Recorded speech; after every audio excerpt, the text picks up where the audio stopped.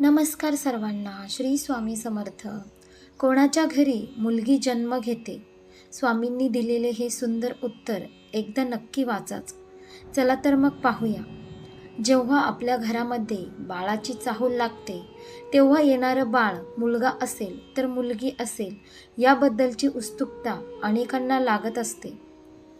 काही जण असे असतात की ज्यांना मुलगा किंवा मुलगी दोन्ही चालते, किंवा काही जण असे असतात की त्यांना फक्त मुलगा हवा असतो.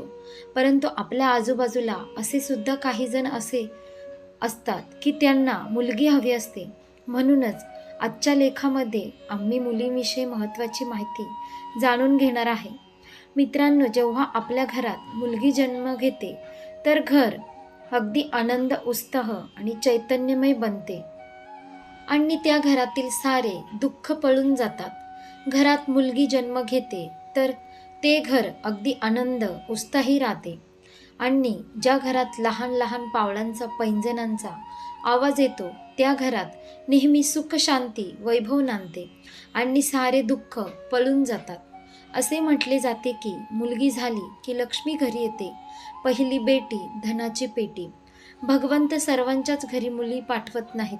जे नशीबवान असतात, जे मोठ्या मनाचे असतात त्यांच्याच घरी भगवंत मुली पाठवतात. ज्यांचे मन वाईट असते त्यांच्या घरी भगवंत मुली पाठवत नाही. ज्यांच्या देण्याची, दान करण्याची नीती असते अशाच घरी मुली जन्म घेतात आणि त्याच मुले त्यांना कन्यादानाचे भाग्य मिळते. मित्रांनो, एकदा स्वामी विवेकानंद वैष्णवी देवीच्या मंदिरात दर्शन करायला जात असताना त्यांना वाटेत एक शेतकरी दिसला. त्यांच्यासोबत 2 मुली दिसल्या. त्यातील जी लहान मुलगी होती ती खांद्यावर बसलेली होती, तर दुसरी मुलगीचा हात धरून ते डोंगर चढत होते. तर विवेकानंद त्या शेतकऱ्याला म्हणाले की बाबा, तुम्ही कुठे निघाले आहेत? तर त्या शेतकऱ्याने सांगितले की मी देवी आईच्या मंदिरात दर्शनासाठी जात आहे. आणि त्यावेळी स्वामी विवेक त्यांना म्हणाले, तुम्हाला त्या मुलींचा भार झाला असेल तर असे करा की तिचा भार माझ्या खांद्यावर तिला द्या आणि वरती मंदिरात गेले की मी तिला तुमच्याकडे देतो. त्यावेळी शेतकऱ्याने खूप सुंदर उत्तर दिले. तो म्हणाला, मुलगी कधीही वडिलांच्या खांद्यावर भार असत नाही, उलट वडिलांच्या खांद्यावर असते तेव्हा ती वडिलांचा भार हलका करत असते. अशा असतात मुली, ओझे नसतात. ज्या माणसाला मुली ओझी वाटतात तो मनुष्य बाप असू शकत नाही.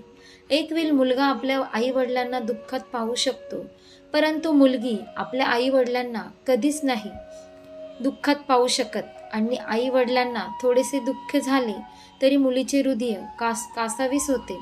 जोपर्यंत मुलगी घरात असते तोपर्यंत घरात बागडत असेपर्यंत असते. परंतु एकदा की ती लग्न होऊन सासरी गेली की आपण तिची वेळोवेळी आठवण करत राहतो. जोपर्यंत तिचा विवाह होत नाही तोपर्यंत वडिलांसोबत बसून ती जेवण करेल. वडील कामावरून दमून भागून आल्यावर ती त्यांना पाणी आणून देईल, त्यांची विचारपूस करेल, काही हवे नको ते पाहिल आणि वडिलांच्या चेहऱ्यावर जरा जरी चिंता दिसल्यास त्यांना कारण विचारेल. आणि मित्रांनो, मुलगी म्हणजे वडिलांना आईसारखीच असते. ती त्यांच्या वडिलांची काळजी घेते, वेळ प्रसंगी रागवेन तर काही वेळा लाडात येऊन बोलेल, चूक असेल तर त्यांना दाखवून देईल. परंतु ती जर सून असेल तर तितकी काळजी वडिलांची घेईल. तर जितकी काळजी वडिलांची घेईल तितकी सासू सासऱ्यांची घेणार नाही. मुलीला लांब दिले असेल आणि तिला माहेरी येणे जमत नसेल तर ती आपल्या आई वडिलांच्या आठवणीने व्याकुळ होईल. अशी कोणती स्त्री नाही जिला आपल्या आई वडिलांची आठवण येत नाही. मुलीला सासरी जाताना वडील दरवाजा आड राहून रडतात. जोपर्यंत मुलगी घरात आहे तोपर्यंत आनंद साजरा करा. अशा मुली ज्यांची फक्त देण्याची नीती असते अशा नशीबवान लोकांच्याच घरी जन्माला येतात. अशा प्रकारे आपण पाहिलं कोणाच्या घरी मुलगी जन्म घेते. स्वामींनी दिलेले हे उत्तर एकदम बरोबरच आहे. आशा करते तुम्हाला ही व्हिडिओ नक्की आवडली असेल तर लाईक करा, शेअर करा आणि आपल्या योगेश्वर कृपा या चॅनलला सबस्क्राईब करा. भेटू एका पुढच्या नवीन व्हिडिओमध्ये. धन्यवाद. श्री स्वामी समर्थ. जय जय स्वामी समर्थ.